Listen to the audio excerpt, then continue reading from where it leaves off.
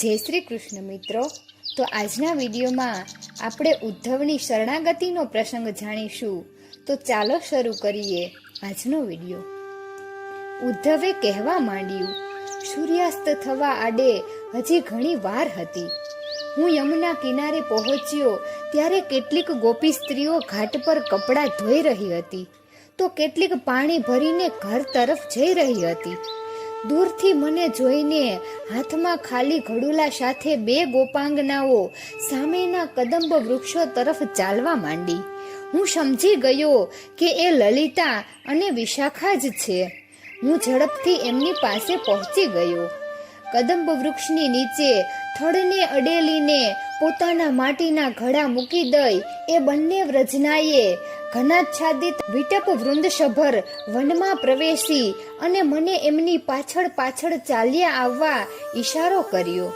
મારાથી આગળ નીકળી જઈને અને આમ તેમ દોડી દોડીને એ બંનેએ કઈ કેટલીય કુંજ નિકુંજોમાં તપાસ કરી લીધી, પરંતુ એમની સખી અને શ્યામ વિરહિણી શ્યામાજીનો ક્યાંય પતો ન લાગ્યો.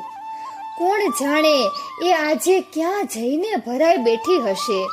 એવું નિરાશાજનક વિધાન ઉચ્ચારીને હતોત્સાત થઈ ગયેલી વિશાખાએ લલિતાને કહ્યું, સખી, તું પેલી આમ્રઘટાવાળી ઘનશ્યામની પ્રિય નિકુંજ પર એક આંટો મારી આવને.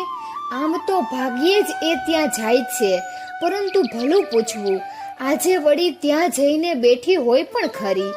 મારા તો પગ બહુ દુખે છે. હું ને ઉદ્ધવજી તારી રાહ જોઈને અહીં જ બેસીએ છીએ. મારાથી તો હવે જરા પણ ચલાતું નથી, કહીને એક વિશાળ વટવૃક્ષની છાયામાં બેસી પડી બાજુની ભૂમિ સાફ કરીને મને બેસવાની અનુકૂળતા કરી આપી. અમને બંનેને મૂકીને લલિતા આગળ ગઈ. મેં વિશાખાને પૂછ્યું, બહેની, તમારા સખી રાધા શું રોજ અહીં જ હોય છે? એ ગામમાં પોતે ઘેરે રહેતા નથી? તેણે દ્વિઅર્થી પ્રત્યુત્તર આપ્યો, શો ફેર પડે ઘરમાં રહેવાથી કે વનમાં વિહરવાથી? જેના રોમ રોમમાં રાધા વલ્લભ રમણ કરતો હોય, અંગ પ્રત્યાંગમાં કાનુડાનું કીર્તન ચાલતું હોય અને શ્વાસોશ્વાસની આવન જાવનમાં પણ શ્યામની બંસરીનો નાદ સતત ગુંજિયા કરતો હોય, એને તો ઘર ને વન બધું સરખું જ ને. મારાથી મનોમન બોલાઈ ગયું. ધન્ય તમે સૌ, તમને હું બીજું શું કહું? થોડી ક્ષણો પસાર થઈ ગઈ.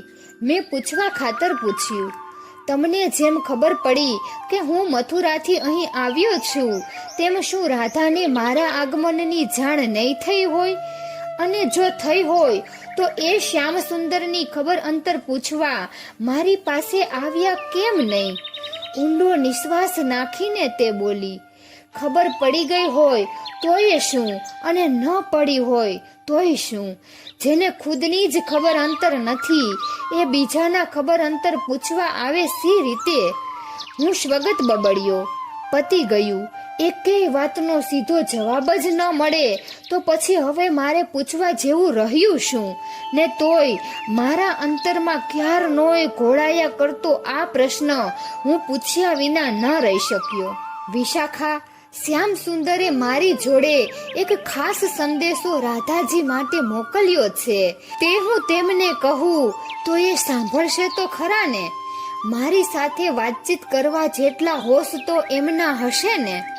વિશાખા ફિક્કું હસીને બોલી, ઉદ્ધવજી, સંદેશો તો એ વ્યક્તિ મોકલાવે જે કોઈથી દૂર થઈ ગઈ હોય, જે રાત દિવસ એની જોડે ને જોડે રહેતી હોય, અંદર ને બહાર હાજરા હજુર હોય, એને વળી સંદેશો મોકલવાની જરૂર જ ક્યાં પડે?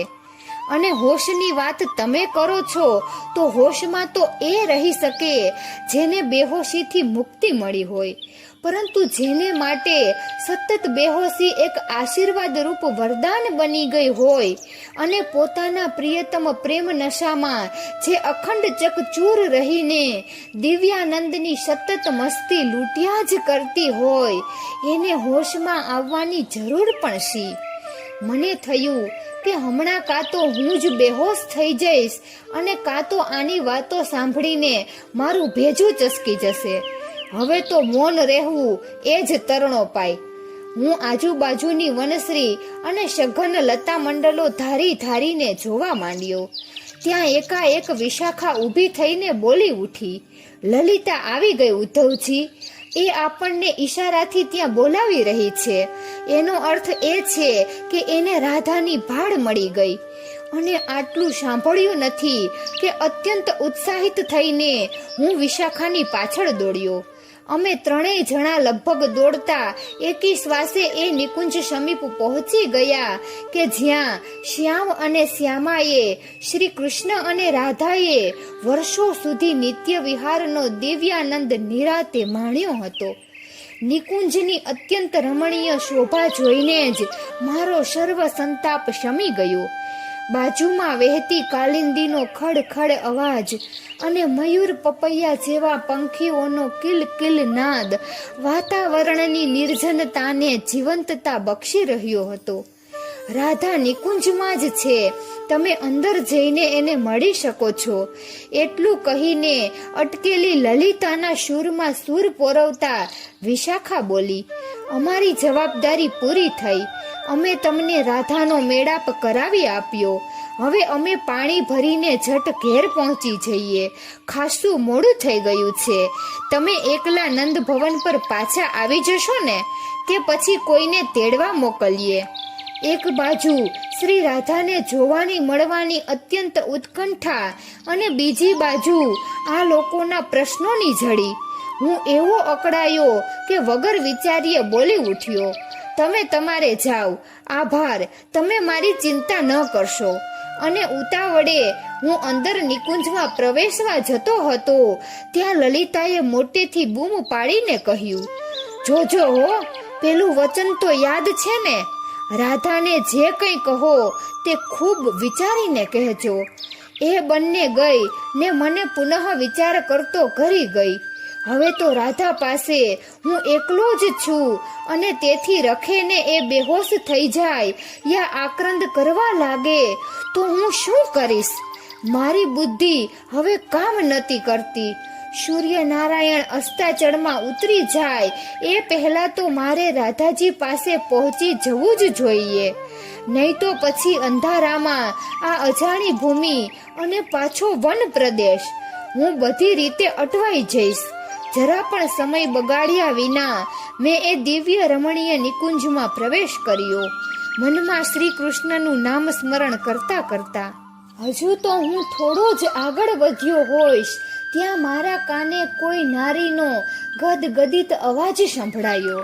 મેં ઝડપથી એક લતાની આડે છુપાઈને કાન શરવા કરી ધ્યાનથી સાંભળવાનો પ્રયત્ન કર્યો તો મને ભય રોમાંચ થઈ ગયો. આવા નિર્જન વનની આ ઘટાટોપ નિકુંજમાં કોઈ સ્ત્રી પોતાની સાથેના પ્રિયતમ પુરુષને આર્જવયુક્ત સ્વરે કરગરી રહી હતી. કોણ હશે આ બંને? સ્ત્રી કહી રહી હતી, મારા પ્રિયતમ, પ્રાણનાથ, હજી તો તમે હમણાં જ આવ્યા છો ને એટલામાં જતા રહેવું છે? મને એકલી મૂકીને ન જશો મારા પ્રાણ. આ દુનિયામાં તમારા સિવાય મારું કોઈ નથી. હું તમને હવે વધારે તો શું કહું, માત્ર એટલું જ કહું છું કે તમારા શ્રી ચરણ અને મારા પ્રાણ વચ્ચે પ્રણયની એવી ગાંઠ બંધાઈ ગઈ છે કે જે હવે કદાપી કાળે છૂટી શકે એમ છે જ નહીં. મારા હૃદયનાથ, એક પળ માટે પણ તમે જ્યારે મારી આંખોથી દૂર થઈ જાઓ છો ત્યારે મને એમ લાગે છે કે હમણાં મારો જીવ નીકળી જશે. એટલા માટે તો હે મારા પારસમણી, સંસારના તમામ આભૂષણોનો ત્યાગ કરીને હું તમને જ મારા અંગાભૂષણ બનાવીને રાત દિવસ મારા કંઠમાં ધારણ કરીને રાખું છું. હે મારા દેવ, હું મારું સર્વસ્વ તમને સમર્પિત કરી દઈને તન મન જીવનથી તમારા શ્રી ચરણોની દાસી થઈ ગઈ છું મારા સ્વામી. આ ત્રિભુવનમાં તમારા સિવાય મારું હવે બીજું કોઈ છે? રાધા, મારી વાલી રાધા, કહીને પ્રેમથી મને પોકારનારું તમારા સિવાય બીજું કોઈ નથી. હું કોની પાસે જઈને ઊભી રહું?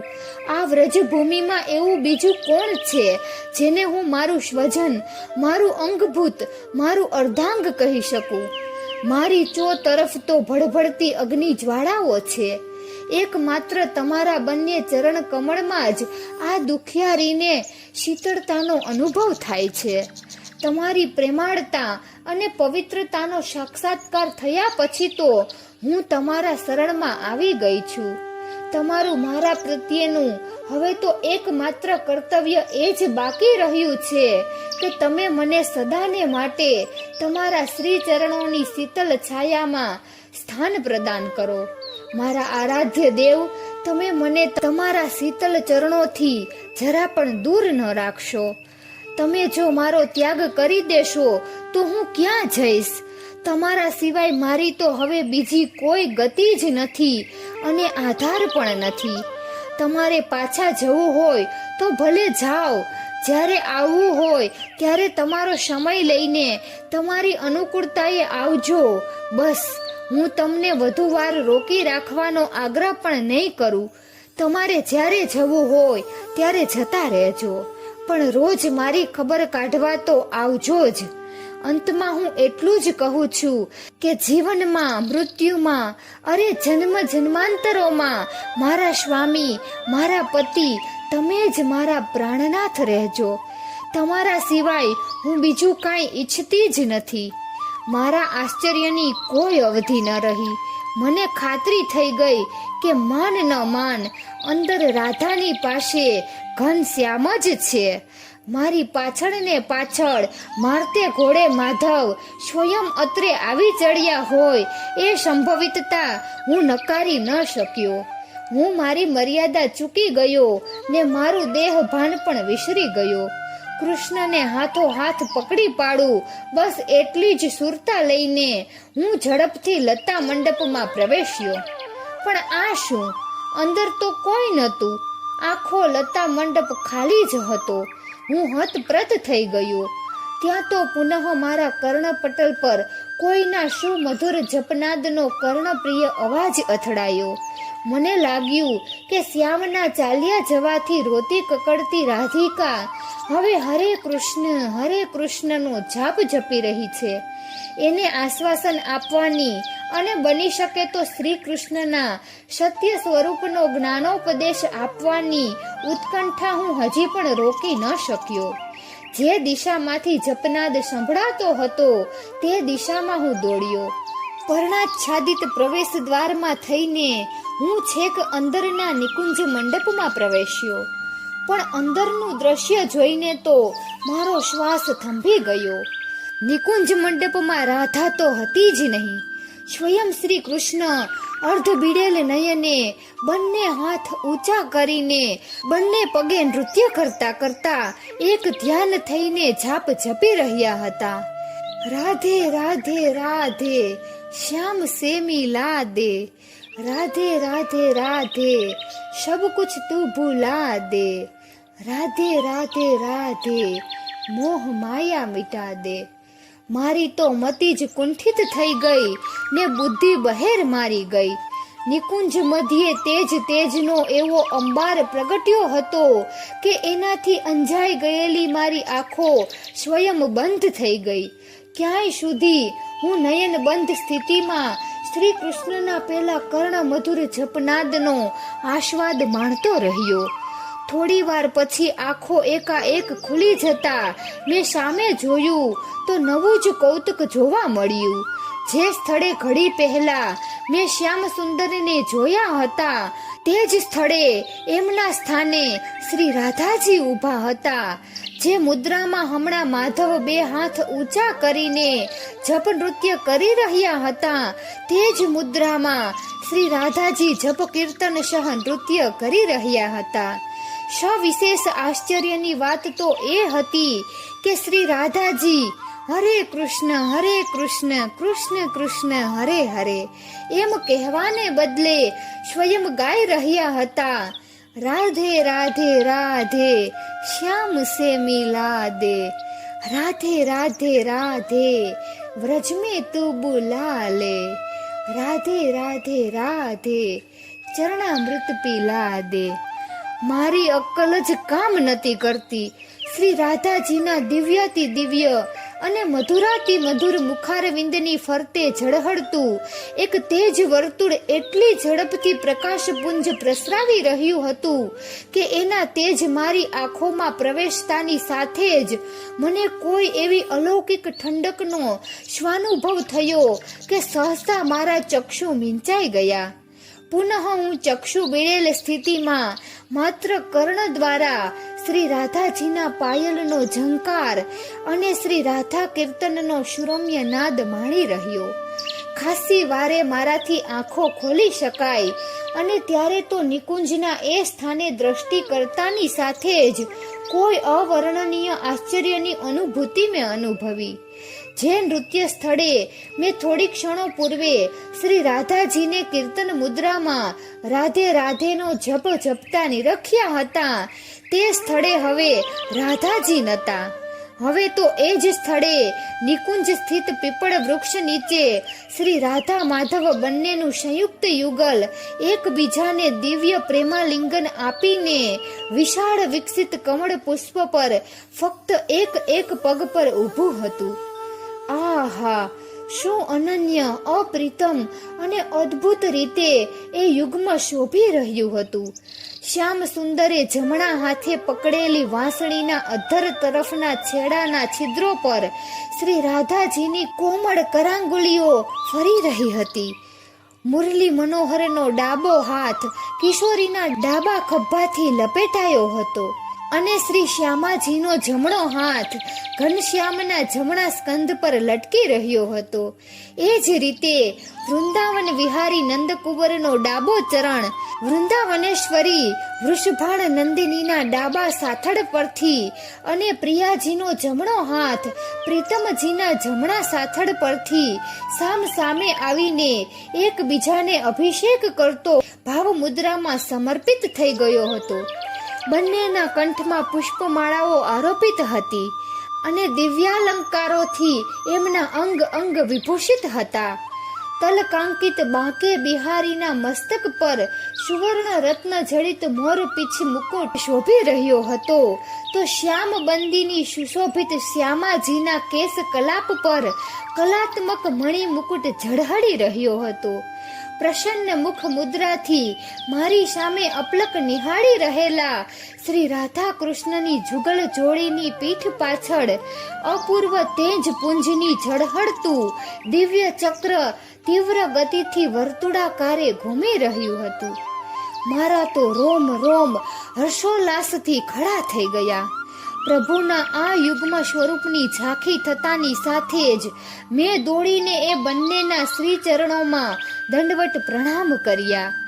ક્યાંય સુધી હું આ સ્થિતિમાં ભૂમિ પર પડ્યો રહ્યો હોઈશ તેની મને ખબર નથી, પણ એટલી ખબર છે કે મને ઉદ્દેશીને એ બેમાંથી કોઈ બોલ્યું ખરું કે ઉદ્ધવ ઉઠ, તારે પાછા ઘરે જતા જો મોડું થશે તો નંદબાવા ઊંચા નીચા થઈ જશે. હું ઝડપથી ઊભો થઈ ગયો અને સામે જોઉં છું તો પેલું શ્યામાનું યુગલ સ્વરૂપ તો ક્યાંય અદ્રશ્ય થઈ ગયું હતું. એની જગ્યાએ એ વૃક્ષ ફરતે લીપી ગુપીને તૈયાર કરેલા વર્તુળાકાર ઓટલા પર એકલા રાધાજી ધ્યાનસ્થ અવસ્થામાં અને ધીર ગંભીર મુખ મુદ્રામાં વિરાજમાન હતા. એમના કમળ નયન બીડાયેલા હતા. તેમણે સફેદ વસ્ત્રો પરિધાન કર્યા હતા. તેમનો છૂટો કેસ કલાપ પવનથી ફરફરતો હતો. તેમના ગળામાં વૈજયંતી માલા હતી. તેમનો અધર સંપુટ અચેષ્ટ હતો, છતાં ભીતરમાં અજપા જાપ અવિરતપણે ચાલી રહ્યો હોવાથી પ્રતીતિ એમના મુખારવિંદના હાવભાવ પરથી થઈ રહી હતી. મેં એમની સન્મુખ ઊભા રહીને સર્વપ્રથમ તો આ શ્યામ સખી નિકુંજેશ્વરીને સાદર પ્રણામ કર્યા અને એમનું ધ્યાન મારા તરફ આકર્ષાય એટલા ખાતર સહેજ ઉચ્ચે સ્વરે શ્રી કૃષ્ણ શરણમ મમ નો મંત્ર જપવા માંડ્યો. સારો એવો સમય આ સ્થિતિમાં પસાર થઈ ગયો. સૂર્યાસ્ત થયા બાદ થોડી ક્ષણો માટે ખીલેલી સંધ્યાનું બુઝાતું દીપક જેવું અંજવાળું પણ ઓસરી ગયું અને વ્રજની એ નિર્જન વનભૂમિ પર અંધકારના કાળા ઓડા ઉતરી ગયા. છતાં ન રાધાજીની ધ્યાન સમાધિ તૂટી કે ન એમણે એકેય વાર નયન ખોલીને મારી સામે જોયું. મારી સહન શક્તિની પરાકાષ્ઠા આવી ગઈ. મારો સુષુપ્ત જ્ઞાન દીપક ધીરે ધીરે પ્રજ્વલિત થવા લાગ્યો અને મારા જ્ઞાન ગર્વને હવે એવી પ્રતીતિ થવા માંડી કે આ તો મારો સ્વમાન ભંગ થઈ રહ્યો છે. મારી વિચારધારા તીવ્ર ગતિથી અસ્ખલિત વહેતી થઈ ગઈ. હું કોઈ યાચક નથી, દાતા છું. જ્ઞાનનું દાન આપવા આવ્યો છું. મારા જેવા બુદ્ધિશાળી અને પ્રખર જ્ઞાનીએ આમ લાગણીશીલ કે નિર્બળ થઈ જવાની કાંઈ જરૂર નથી. શક્ય છે કે મેં હમણાં જે કંઈ જોયું તે ગઈકાલ રાતથી મારા અંતર મનમાં ચાલી રહેલી ઘડભાંજનું પરિણામ પણ હોઈ શકે. મારા ચિત્ત પ્રદેશમાં પેદા થયેલા વિરોધાભાસી વિચારો મેળાએ પ્રગટાવેલો આ એક ભ્રમ કે આભાસ પણ હોઈ શકે. શ્રી કૃષ્ણનું આ નિકુંજમાં થયેલું પ્રત્યક્ષ દર્શન એ પણ મારા મનચક્ષુ પર હમણાંથી છવાઈ ગયેલી એમની ઘનશ્યામ સ્વરૂપ છબીનું પ્રતિબિંબ પણ હોઈ શકે. અને આટલી જ્ઞાનસભર તાર્કિક વિચાર સરણીનો પ્રાદુર્ભાવ થતાં જ મારું સમગ્ર ચિત્ત તંત્ર એવું ઝણઝણી ઉઠ્યું કે મેં એક પળમાં નિર્ણય લઈ લીધો કે મારે આ રીતે સામે ચાલીને જ્ઞાનનો ઉપદેશ આપવા અહીં ઊભા રહેવાની કે રાહ જોવાની કોઈ જરૂર નથી. રાધા જો મને મળવા માંગતા હશે યા શ્યામ સુંદરનો સંદેશો સાંભળવાની ઈચ્છા ધરાવતા હશે તો એ સ્વયં મારી પાસે આવશે યા મને આમંત્રણ આપીને મળવા બોલાવશે. ગરજ બંને પક્ષે હોય તો જ કાર્ય સિદ્ધિ થાય. અને આવું મનમાં વિચારીને મેં નિકુંજમાંથી બહાર નીકળી જવા જ્યાં પગ ઉપાડ્યા ત્યાં તો અંધકારને ભેદતો એક દિવ્ય મધુર નાદ મારા કાનને ચમકાવી ગયો. બસ જવું છે, કેમ આવ્યા હતા એ કહેવું પણ નથી, એવું કરવું છે. ભલે ઉદ્ધવ, જેવી તમારી મરજી. મારા ઉપાડેલા પગ પુનઃ નિકુંજની ધરા પર ચોંટી ગયા. મેં પાછળ ફરીને જોયું તો પીપળ વૃક્ષ નીચે ઓટલા પર શ્રી રાધાજી ઊભા હતા. અંધારામાં એમની મુખાકૃતિ બહુ સ્પષ્ટ દેખાતી ન હતી. તેમ છતાં હું એટલું જોઈ શક્યો કે પ્રત્યુત્તરની અપેક્ષાએ એમની નજર મારા પર મંડાયેલી હતી. મેં સહેજ નજીક જઈને કહ્યું, હું શ્યામ સખા ઉદ્ધવ છું, મથુરાથી આવ્યો છું. તમને મળવા માટે ક્યારનોય બેસી રહ્યો છું. તમારા માટે શ્રી કૃષ્ણે ખાસ સંદેશો મારી જોડે મોકલ્યો છે, જે કહેવા માટે હું તમને શોધતો અહીં સુધી આવ્યો હતો. પરંતુ હવે આજે તો ઘણું મોડું. ખડખડાટ હસીને મારી વાત અડધેથી કાપી નાખતા તેમણે કહ્યું, સંદેશો? અને તે પણ મારા માટે? ઉદ્ધવજી, તમને શું હજુ પણ એમ લાગે છે કે મારે માટે ઘનશ્યામનો કોઈ સંદેશો હોઈ શકે? અને પૂજ્ય ભાભીશ્રીઓ, મારા અનહદ આશ્ચર્ય વચ્ચે તેમણે મને ત્યારબાદ જે કંઈ કહ્યું તે એટલું તો અદ્ભુત ને અનન્ય હતું કે પાછળથી મારા વ્રજરોકાણ દરમિયાન હું એમના એ કથનનો સાર પદ્યમાં ઢાળવાનો લોભ રોકી ન શક્યો. તમે એ પદ્ય રચના જ સાંભળો, જેથી તમને ખ્યાલ આવે કે એમના કહેવાનું તાત્પર્ય શું હતું. અને એ દિવસોમાં વ્રજ નિવાસ દરમિયાન આવી પદ્ય કૃતિઓ રચનાર આ ઉદ્ધવની માનસિક સ્થિતિ પણ કેવી હતી. આટલું કહીને ઉદ્ધવે એ પદ્ય રચના ગાવા માંડી. ઉદ્ધવ તુમ મુझको किसका यह सुना रहे कैसा संदेश, भुला रहे क्यों मिथ्या कहकर प्रियतम कहाँ गए परदेश, देखे बिना मुझे पल भर भी कभी नहीं वे रह पाते, क्षण भर में व्याकुल हो जाते कैसे छोड़ चले जाते, मैं भी उनसे ही जीवित हूँ वे ही है प्राणों के प्राण, छोड़ चले जाते तो कैसे तन में रह पाते ये प्राण. ઉદ્ધવ, તમે મને આ કોનો કેવો સંદેશો સંભળાવવાની વાત કરો છો? તમે ખોટી રીતે મને ભૂલાવામાં શા માટે નાખી રહ્યા છો? મારા પ્રિયતમ શ્યામ સુંદર તો અહીંયા જ છે. તે ક્યાં પરદેશ ગયા છે? તે તો સદા મારી પાસે જ રહે છે. મને જોયા વિના તો એમનાથી એક પળ પણ રહી શકાતું નથી. મને ન જોતા તો ક્ષણભરમાં તે આકુળ વ્યાકુળ થઈ જાય છે. પણ મને છોડીને શી રીતે જઈ શકે? વળી હું તો એમના થકી જ જીવી રહી છું. તેઓ જ મારા પ્રાણનો પ્રાણ છે. તેઓ જો મને છોડીને જતા રહ્યા હોત તો મારા શરીરમાં આ પ્રાણ કેવી રીતે ટકી શક્યો હોત? આટલું કહીને સહેજ વિરમેલા ઉદ્ધવજીએ ફરી પાછું કહેવા માંડ્યું. મારી પાસેથી કૃષ્ણનો સંદેશો સાંભળવાને બદલે ખુદ રાધાજીએ જ પોતાને જે કહેવું હતું તે બધું ટૂંકમાં મને કહી દીધું અને પછી ઓટલા પરથી નીચે ઉતરતા બોલ્યા, ઉદ્ધવ, તમે આ વ્રજની કુંજ નિકુંજોથી સાવ અજાણ છો, એટલે તમને સાચો રાહ નહીં જડે તો તમે ભૂલા પડી જશો. વળી રાત પણ ઢળી ચૂકી છે, એટલે નંદઘેર પહોંચતા જો તમને મોડું થશે તો બાબા અને મૈયા દોડાદોડ કરી મૂકશે અને ઉપરથી મારે શ્યામનો ઠપકો પણ સાંભળવો પડશે. માટે ચાલો, હું તમને યમુનાના ઓવારા સુધી પહોંચાડી દઉં. મારી પાછળ પાછળ ચાલ્યા આવો. અને આટલું કહીને એ મારી આગળ થયા ને હું એમને અનુસર્યો.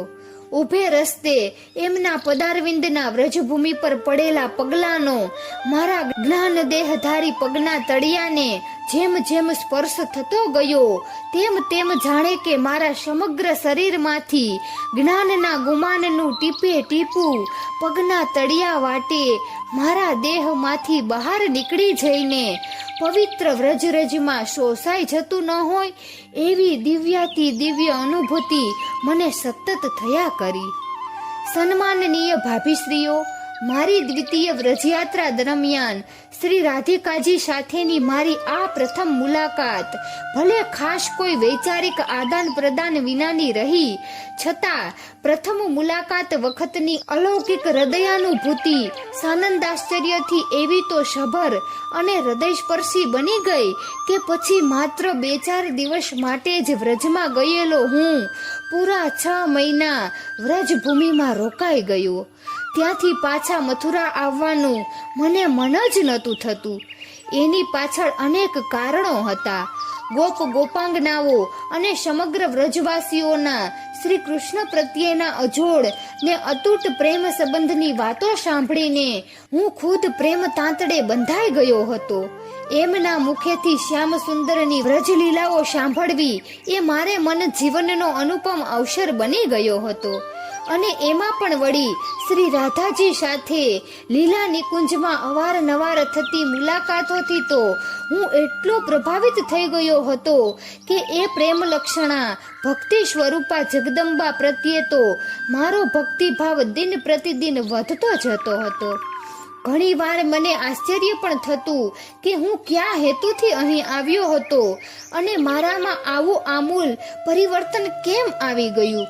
નિર્ગુણ નિરાકાર પરમ બ્રહ્મ પરમાત્માનો હું અનન્ય ઉપાસક અને છતાં હવે સગુણ સાકાર શ્રી કૃષ્ણ સાથે પ્રેમ લક્ષણા ભક્તિના નાતે જોડાયેલા આ વ્રજવાસીઓથી પરાજિત કાં થઈ ગયો?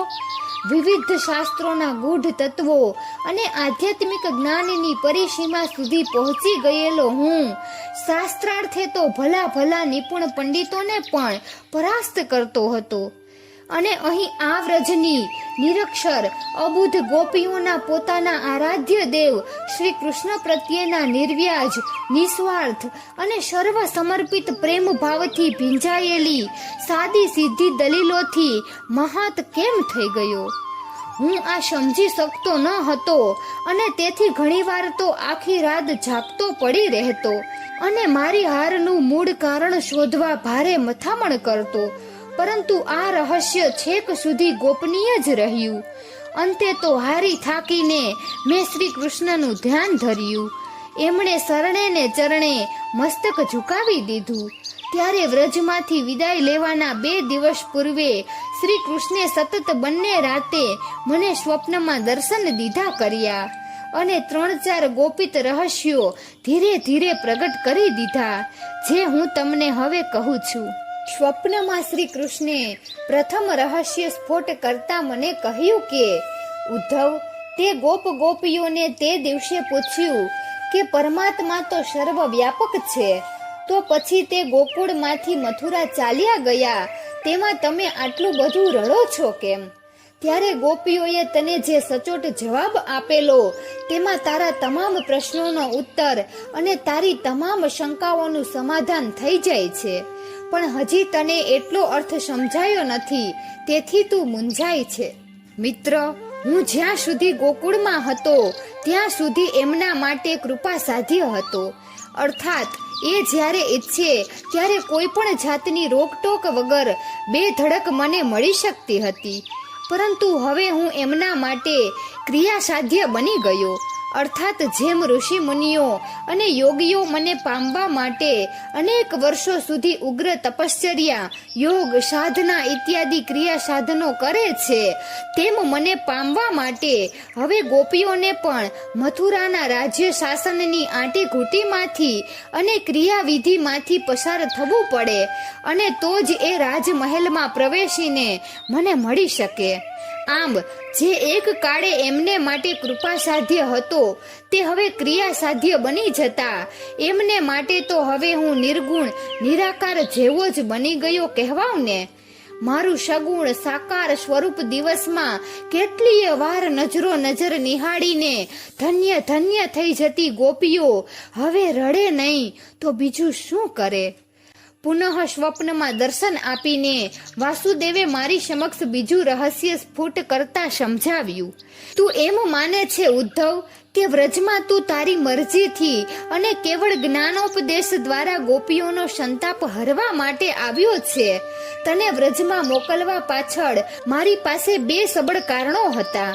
એક તો મારે તને પ્રેમ લક્ષણા ભક્તિનું ભાન કરાવવું હતું, અને શ્રી રાધા સિવાયની અન્ય ગોપીઓ કે જેઓ મારા ભૌતિક દૈહિક વિયોગથી દુખાદી વિકારો વડે અત્યંત પીડિત હતી તેમને તારા પરમ બ્રહ્મ વિષયક જ્ઞાનાપદેશથી મોહ માયા વિમુક્ત કરવી હતી.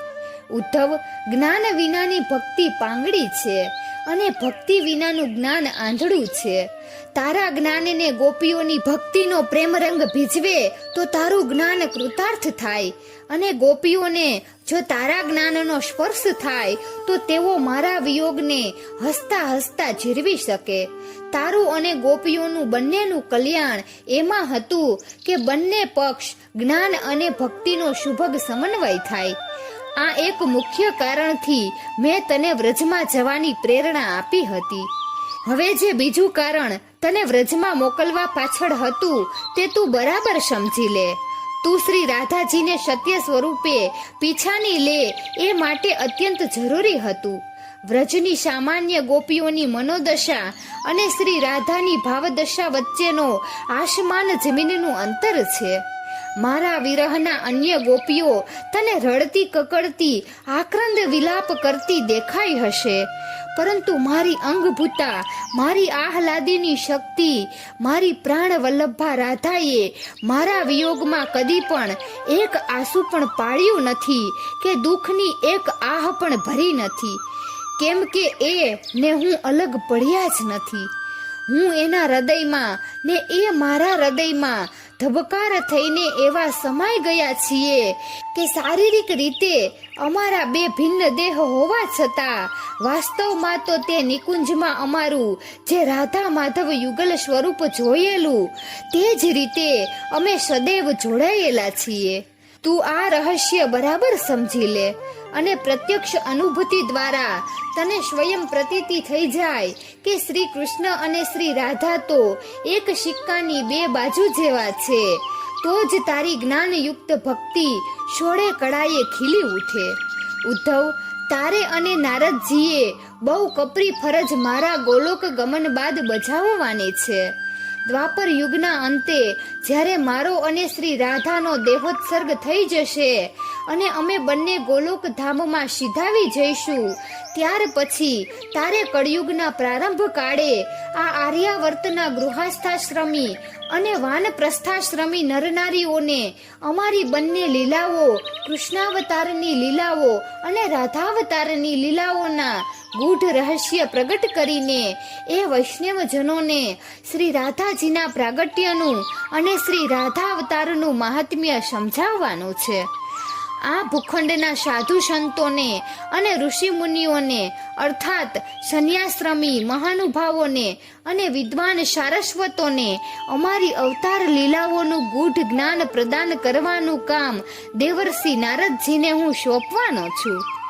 તમે બંને કેવળ મારા જ પરમ ભક્તો હોવાથી જો તમારા ખુદના અંતરમાં શ્રી રાધા ભક્તિ રહસ્યનો આવિષ્કાર થાય નહીં તો તમારા બંનેના હાથે મારા પ્રત્યેની અનહદ ભક્તિ અને અહોભાવને કારણે મારી જ ઐશ્વર્ય શક્તિના ગુણગાન વધુ પડતા થયા કરે અને તો શ્રી રાધાજીને ભારે અન્યાય થઈ જાય.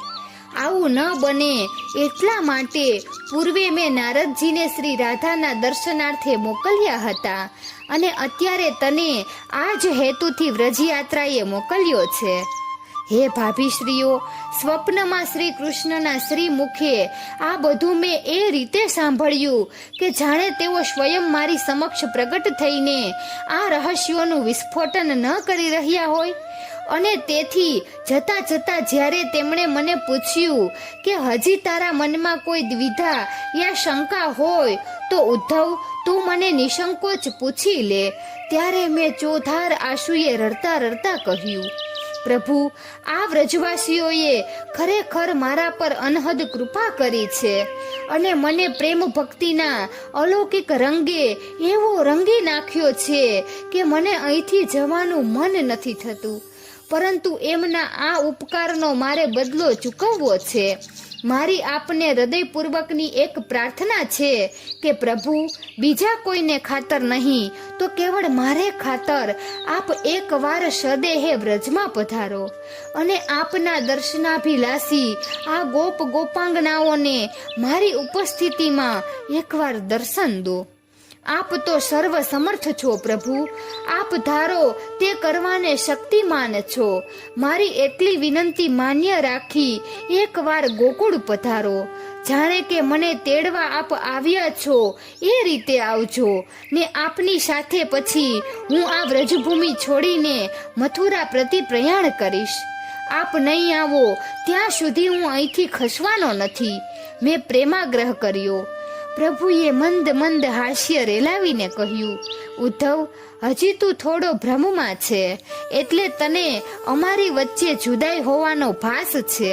હું એમનાથી જુદો પડ્યો જ નથી, પછી ત્યાં આવીને દર્શન આપવાનો પ્રશ્ન જ ક્યાં રહ્યો. લે જો, મારા રોમ રોમમાં વ્રજવાસીઓ રમણ કરી રહ્યા છે કે નહીં. એમ કહીને વ્રજવિહારી શ્યામ સુંદરે મને પોતાના અંગમાં સમાયેલા વ્રજના દિવ્ય સ્વરૂપનું અલૌકિક દર્શન કરાવ્યું. અહીં વ્રજમાં આવીને આ 6 મહિના દરમિયાન મેં જે બાળ લીલાઓ સાંભળી હતી તે બધી જ લીલાઓ ભગવાનના શ્રી અંગમાં થતી મેં પ્રત્યક્ષ નિહાળી. એટલું જ નહીં, પોતાના હૃદય કમળમાં બિરાજેલા શ્રી રાધાજીને સ્વયં શ્રી કૃષ્ણ પોતાના રોમ રોમમાં અસંખ્ય ગોપીઓ રાસ રમણ કરી રહી હતી તે કરાંગુલી દ્વારા સહર્ષ દેખાડી રહ્યા હતા. તે જોઈને તો હું એ બંનેના શ્રી ચરણોમાં આળોટી પડ્યો. મારા મસ્તક પર શ્રી શ્યામા બંનેએ પોતાના વરદસ્તે મૂકીને મને આશીર્વાદ આપ્યા અને તેની સાથે જ મારી આંખ ઉઘડી ગઈ. હું તો ગદગદ થઈને ઢોલિયામાં બેઠો થઈ ગયો. હજી તો પ્રભાત થયું ન હતું, આખું વ્રજ નિંદ્રાધીન હતું. ત્યારે હું એકલો સદેહે અને આધ્યાત્મિક સ્વરૂપે પૂર્ણ જાગૃત થઈ ચૂક્યો હતો. મેં મનમાં શ્રી રાધા કૃષ્ણના યુગલ સ્વરૂપનું ધ્યાન ધરી સંકલ્પ કર્યો કે આજથી હવે શ્રી રાધા માધવનું યુગલ એ જ મારા આરાધ્ય દેવ. મેં એમની શરણાગતિ સ્વીકારી લીધી અને સહસા મારા મુખમાંથી આ શ્લોક સરી પડ્યો. યહ કૃષ્ણ સ અપી રાધા ચ યા રાધા કૃષ્ણેવ સહ એકમ જ્યોતિર્દીર્ઘા ભિન્ન રાધા માધવ રૂપકમ. જે શ્રી કૃષ્ણ છે તે પોતે જ રાધા છે અને જે રાધા છે તે જ શ્રી કૃષ્ણ છે. શ્રી રાધા માધવમાં એક જ જ્યોતિ બે સ્વરૂપે પ્રગટ થઈ છે.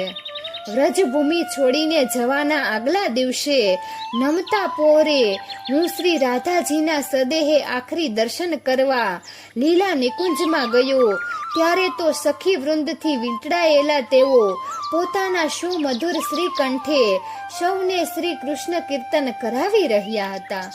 મારા આગમનની પણ તેમને કોઈને જાણ ન થયેલી એટલી હદે પોતાના આરાધ્ય દેવ શ્રી કૃષ્ણની સ્મૃતિમાં તલ્લીન થઈ ગયેલા તેમને પ્રત્યક્ષ નિહાળીને મારું હૃદય ભક્તિભાવથી ગદગદ થઈ ગયું. કૃષ્ણ પ્રેમીઓની આવી સર્વોત્કૃષ્ટ ભાવદશા નિહાળીને મારું હૈયું હાથ ન રહ્યું. દોડીને મેં શ્રી રાધાજી સહિત તમામ ગોપીઓના ચરણોમાં સાષ્ટાંગ દંડવટ પ્રણામ કર્યા અને એમના ચરણોની રજ મારા મસ્તક પર ધારણ કરી. ત્યાં ઓચિંતા નારાયણ નારાયણ કહેતા દેવર્ષિ નારદ આવી ચડ્યા. મને વ્રજની ગોવાલણીઓના ચરણોમાં સાષ્ટાંગ દંડવટ પ્રણામ કરતો અને એમની ચરણ રજ મસ્તક પર મૂકતો જોઈને શ્રી નારદજીએ મને ઊભો કર્યો અને હસીને બોલ્યા, અરે અરે ઉદ્ધવજી, તમે આ શું કરો છો? મહાશ્રેષ્ઠ જ્ઞાની પુરુષ થઈને તમે આ ગોકુળની ગોવાલણીઓની શરણાગતિ સ્વીકારો છો? મેં નારદજીને પ્રણામ કરીને કહ્યું, દેવર્ષિ, હું ધન્ય થઈ ગયો. મારું જ્ઞાન ગુમાન તો ક્યાંય ગળી ગયું. હવે તો મને એમ લાગે છે કે હું આ મહાભાગ્યશાળી ગોપિકાઓની ચરણ ધૂલીને સ્પર્શ કરવાને પણ લાયક નથી. આપ મને મહાશ્રેષ્ઠ જ્ઞાની કહો છો, પરંતુ હું નમ્રતાપૂર્વક કહું છું કે ભૂલોકથી માંડીને સત્યલોક સુધી આ અનંત સૃષ્ટિમાં જેટલા પણ પ્રાણીઓ છે તેમાં સર્વશ્રેષ્ઠ તો આ ગોપાંગનાઓ જ છે. શ્રી કૃષ્ણ પ્રભુ પ્રત્યેના અત્યંત પ્રેમને કારણે જેની ચિત્તવૃત્તિ આઠે પ્રહર શ્રી કૃષ્ણમય જ રહે છે અને પ્રત્યેક અવસ્થામાં શ્રી કૃષ્ણ સિવાય બીજા કોઈની પણ જેમને સ્મૃતિ રહેતી નથી તેવા આ મા રાધિકાજી અને એમની સખીઓ કેવળ મારા માટે જ નહીં, સંસારના પ્રાણી માત્ર માટે પૂજનીય અને આરાધ્ય છે. મારો શરણોગત ભાવ નિહાળીને ખુદ નારદજીનું હૃદય પણ પ્રેમ વિભોર બની ગયું અને મારા દેખતા તેમણે પણ આ ગોપાંગનાઓની ચરણ રજ શિર પર ચડાવી અને નારાયણ નારાયણ નું રટણ કરતા તેઓ અંતર્ધ્યાન થઈ ગયા. થોડી વાર બાદ કીર્તન વિરમ્યું. મારા પર દ્રષ્ટિ પડતા શ્રી રાધાજીએ મને આવકાર્યો અને સર્વ ગોપી વૃંદે મને પ્રણામ કર્યા. હું આવતીકાલે સવારે મથુરા ગમન કરવાનો છું એ સમાચાર તો આખા વ્રજમાં પ્રસરી ગયા હતા. એટલે સૌએ મને ભાવભીની વિદાય આપતા લાગણીવશ શબ્દો ઉચ્ચાર્યા. જ્ઞાન અને ભક્તિનો પરસ્પર એવો સુભગ સમન્વય થઈ ગયો હતો કે ન મારાથી એમ બોલાયું કે શ્યામ સુંદરને કંઈ કહેવું છે, એમને માટે કોઈ ભેટ આપવી છે, અને ન એમના પૈકી કોઈથી કહેવાયું કે કનૈયાને અમારી ખૂબ ખૂબ યાદ આપજો અને એકવાર ગોકુળમાં પધારવાની કૃપા કરવા કહેજો. બંને પક્ષે ભાવદશા એટલી ઉચ્ચ કોટીએ પહોંચી ગઈ હતી કે વાણી મૌન થઈ ગઈ હતી ને હૃદય બોલતા હતા. જતા જતા મેં શ્રી રાધાજીને પ્રણામ કરીને વિનંતી કરી, દેવી, પહેલી વાર આપના દર્શને આવેલો ત્યારે આપે આપની ચરણરજ પોટલીમાં બાંધીને મને આપેલી, જેને આપની દિવ્ય પ્રસાદી ગણીને મેં સદૈવ મારી પાસે રાખી લીધી છે.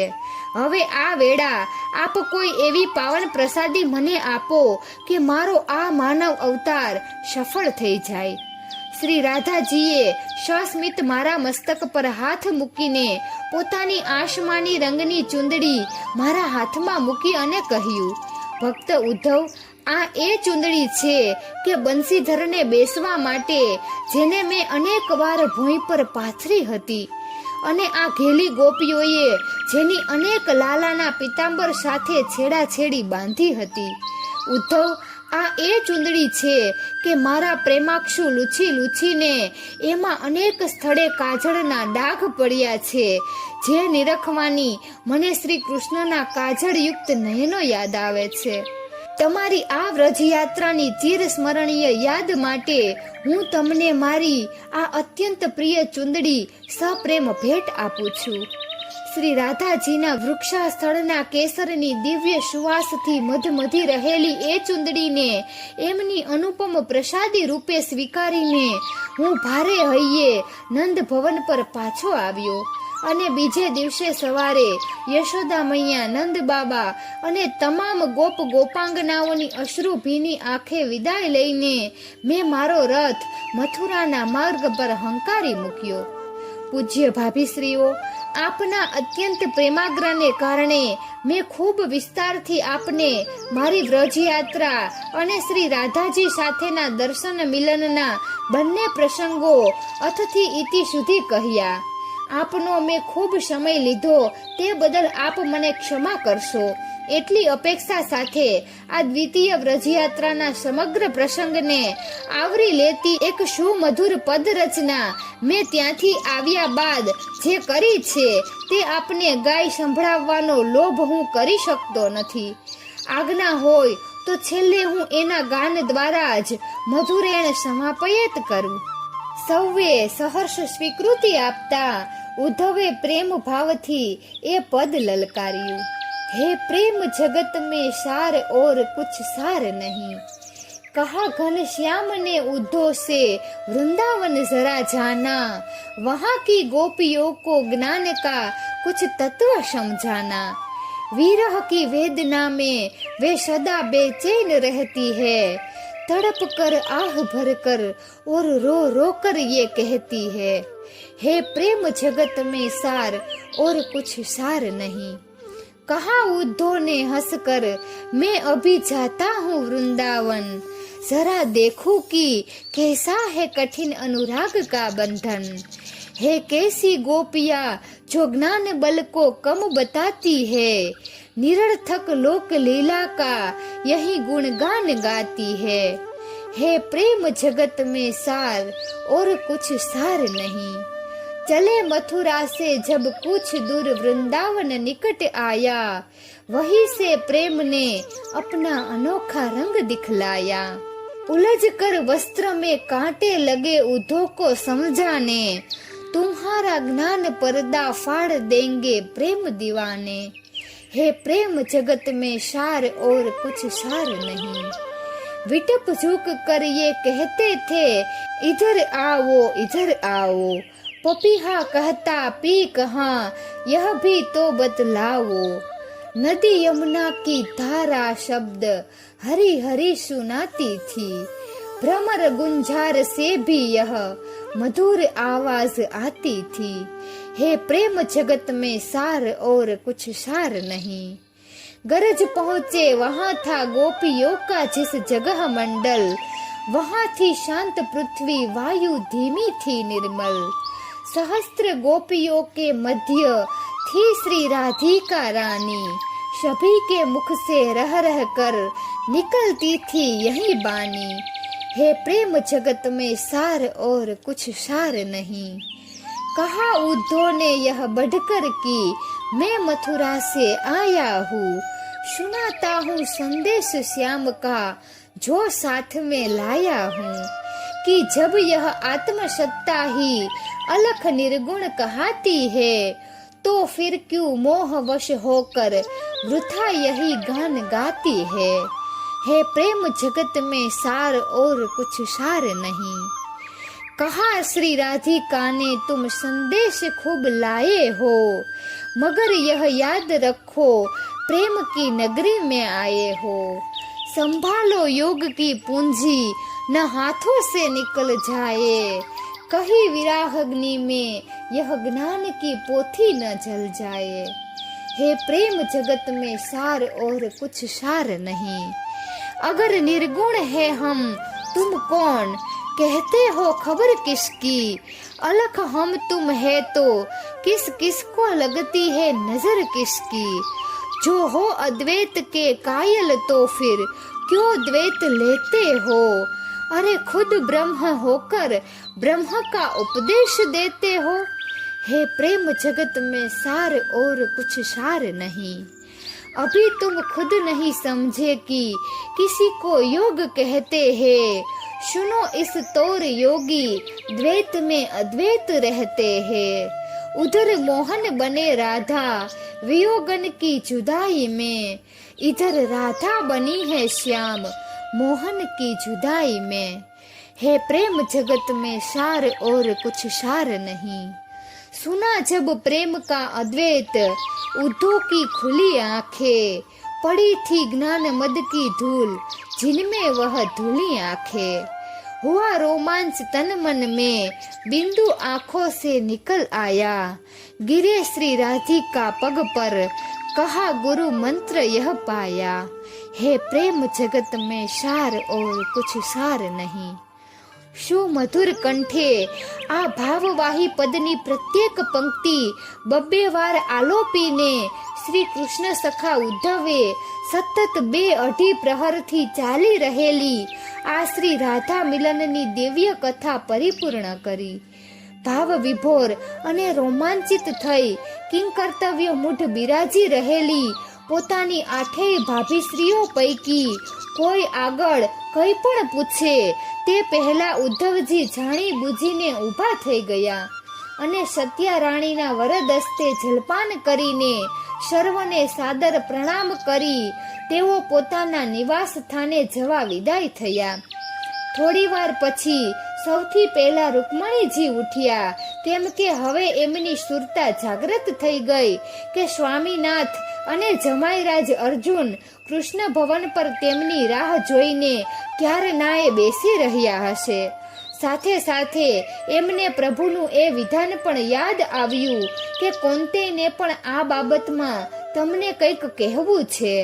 એટલે કંઈક શું હશે તે જાણવાની તીવ્ર ઉત્કંઠાથી તેમણે સહેજ પણ વખત બગાડ્યા વિના સૌને શુભરાત્રિ કહીને ઝટપટ ત્યાંથી ચાલવા માંડ્યું.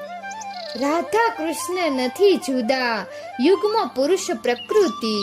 ભિન્ન રૂપે છતાં ભાષે ઈશ્વરની એ અકળ ગતિ. પ્રેમ ભક્તિ તણા રંગે રંગાય ઉદ્ધવ મતી. શ્યામ સખાએ સ્વીકારી શ્રી રાધા શરણાગતિ. તો મિત્રો આ પ્રસંગ અહીં પૂર્ણ થાય છે. તો આવતા વિડીયોમાં આપણે શ્રી રાધા કૃપાર્થે ગોપી ભાવ અનિવાર્યનો પ્રસંગ જાણીશું. તો મિત્રો તમને આ વિડીયો કેવો લાગ્યો જરૂરથી કમેન્ટ કરજો. જો સારો લાગ્યો હોય તો વિડીયોને લાઈક અને શેર કરજો અને અમારી ચેનલને જરૂરથી સબસ્ક્રાઈબ કરજો. વિડીયો અંત સુધી જોવા બદલ ખૂબ ખૂબ આભાર. જય શ્રી કૃષ્ણ. રાધે રાધે.